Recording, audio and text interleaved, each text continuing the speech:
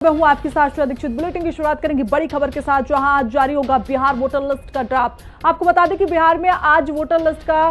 संशोधित ड्राफ्ट है वो जारी होने वाला है, जहां इलेक्शन कमीशन वोटर लिस्ट का संशोधित ड्राफ्ट जारी करेगी। वही आज से 1 सितंबर तक अब जो नाम है जो छूटे हुए उन्हें जोड़ने की प्रक्रिया शुरू होगी। 30 सितंबर को अब मतदाताओं की अंतिम सूची जारी की जाएगी। आपको बता दें कि बिहार में कट सकते हैं 65 लाख लोगों के नाम। ये बड़ी अपडेट इस वक्त बिहार से सामने आ रही है, जहां ये बड़ी कार्रवाई 30 सितंबर को अब मतदाताओं की अंतिम सूची है वो जारी की जाएगी और इसी दौरान बिहार में लगभग 65 लाख लोगों के नाम काटे जा सकते हैं। तो आपको बता दें कि जो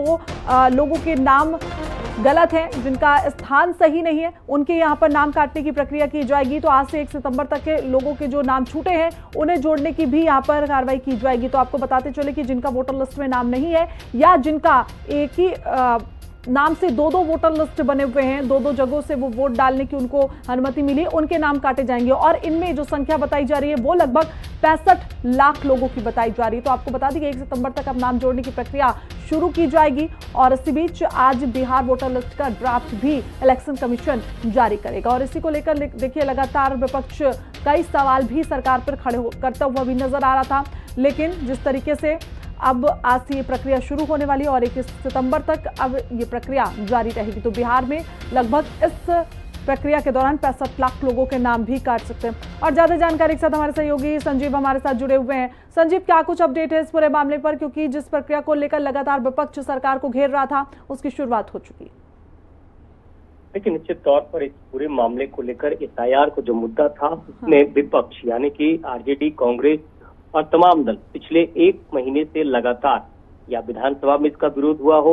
या फिर लगातार तेजस्वी यादव ने जिस तरह से प्रेस कॉन्फ्रेंस कर कहा कि एसआईआर की जो पॉलिसी है इलेक्शन कमीशन जो कर रहा है वो बिल्कुल ही गलत तरीके से हो रहा है और जो वोटर जिनका नाम बताया जा रहा है कि लगभग 70 लाख से अधिक जो वोटर हैं वो इफेक्टेड होंगे। तो इसमें अब जिस तरह से जो मामले सामने आए हैं इसमें इलेक्शन कमीशन का जो मसौदा प्रकाशित करने वाला है उसमें अब ये देखना होगा कि अब कल जो फाइनल कह सकते हैं कि ये लिस्ट जारी होगी, ईसीआई कल जो घोषणा करेगी वो बहुत महत्वपूर्ण है। लेकिन इस पूरे मामले पर मैं आपको बता दूं कि जिस तरह से कई वोटरों के नाम कट सकते हैं और कई ऐसे जो खामियां है उसको जो इलेक्शन कमीशन कह रहा है इसमें एक फिल्ट्रेशन जो हो रहा है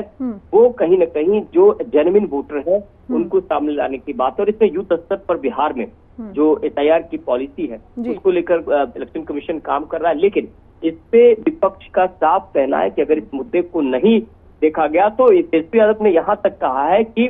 वो बहिष्कार कर देंगे, वो वोट का बहिष्कार करेंगे। विपक्ष इसके लिए अड़ा हुआ है, लेकिन अब देखना होगा कि इलेक्शन कमीशन का जो फाइनल मसौदा है वो क्या आता है। मुझे लगता है कि कल जो है पूरी तरह से इसका जो फाइनल बिल्कुल संजीव, देखिए जिस तरीके से आरजेडी ये बोल रही है कि बहिष्कार करेंगे, तो बहिष्कार अगर वो लोग करते हैं तो उससे क्या चुनाव में कोई असर पड़ता हुआ नजर आएगा?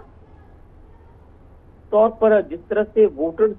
की बात है, अगर सत्ता पक्ष की माने तो वो कह रहा है बिल्कुल सही हो रहा है, बोगस वोटिंग जो होती है वो कमेगा। कुछ लोग जो है डबल वोटिंग जो हो रही है, कुछ लोग जो मृत हो गए हैं उनका नाम है, तो कई सारी ऐसी त्रुटियां जो सत्ता पक्ष कह रहा है। लेकिन विपक्ष का साफ कहना है कि ऐसे में जो वोटर हैं उन पर सीधा इफेक्ट पड़ेगा और वोटर जो सही तरीके के वोटर हैं उनको भी काटा जा रहा है। तो तेजस्वी ही नहीं, पूरे महागठबंधन यानी कि कांग्रेस, आरजेडी और तमाम दल, मैं बता दूं कि इन्हीं सब मुद्दों को लेकर रक्षाबंधन के बाद पूरा महागठबंधन एकजुट होगा और जो राहुल गांधी की यात्रा वो यात्रा बिहार से शुरू हो रही। तो एक कह सकते हैं कि ये नेशनल लेवल पे एक बड़ी कह सकते हैं कि एक पहल करने जा रही है विपक्ष। लेकिन अब तो इलेक्शन कमीशन के पास पूरा अधिकार है, राइट है, और ऐसे में इलेक्शन कमीशन का जो भी दिशा निर्देश होगा वो कहीं न कहीं यहाँ पालन होगा। और ऐसे में जो अफेक्टेड वोटर्स हैं वो करीब 60-70 लाख से अधिक वोटर्स हैं जो कि इसमें बताया जा रहा है कि इफेक्टेड है। ठीक है संजीव, देखिए लगातार इस पर सरकार ये भी कह रही है कि जहां जहां एसआईआर हुआ और कांग्रेस जीत गई, विपक्ष जीत गया, तो वहां पर इस तरीके के सवाल नहीं उठाए जा रहे हैं, यानी कि विपक्ष को हार का डर सता रहा है, इसीलिए ये सवाल उठाए जा रहे हैं। और हमेशा हम देखते हैं कि जब जब चुनाव होते हैं तो इलेक्शन कमीशन पर सवाल उठते ही उठते हैं और जहां पर सवाल उठते हैं खासतौर पर वहां पर जीत भी बीजेपी की होती है। देखिए, एसआईआर के मुद्दे पर सरकार गंभीर है और इलेक्शन कमीशन भी गंभीर है। इसमें जिस तरह से सरकार का कहना है कि वो बीएलओ को, लेकिन बीएलओ जिस तरह से घर घर जा रहे हैं, लिस्ट मांगी जा रही है, बहुत कम समय में इसको तय करना है, तो इस पर भी ये लोग आपत्ति कर रहे हैं कि जैसे तैसे जहां भी हो रहा है वो किसी का नाम छुप रहा है, किसी का ले रहे हैं, किसी का नहीं ले रहे, तो कई सारी खामियों को विपक्ष गिना रहा है। लेकिन सत्ता पक्ष कह रहा है कि हमने जो है सरकार का जो कर्तव्य है वो करी, लेकिन इलेक्शन कमीशन जो कि इसमें काम कर रही है शायद को लेकर, इलेक्शन कमीशन ने साफ कहा है कि जो दिशा निर्देश है उस दिशा निर्देश को पालन करने में जो भी तकनीकी खामियां है उसको दूर करने में जो उपाय है वो किए जा रहे हैं और तय सीमा में, इलेक्शन कमीशन का दावा है कि तय सीमा में इसको कर लिया जाएगा। लेकिन विपक्ष इन्हीं मुद्दों को सीधा कह रहा है, ये कहीं न कहीं वोट को प्रभावित करने का काम किया जा रहा है। और ऐसे में जाहिर तौर पर अगर जिस तरह से इतने वोटर्स के नाम कटते हैं या वोटर्स आउट ऑफ कह सकते हैं कि इनके लिस्ट से होते हैं, तो निश्चित तौर पर ये चुनाव में इसका एक बड़ा असर देखने को मिलेगा, क्योंकि 70 लाख से अधिक वोटर्स का पूरा मामला है। और ऐसे में अब पूरे मामले को किस तरह से आगे विपक्ष लेता है या चुनाव में किस तरह से इसको देखा जाता है, ये तो आगे देख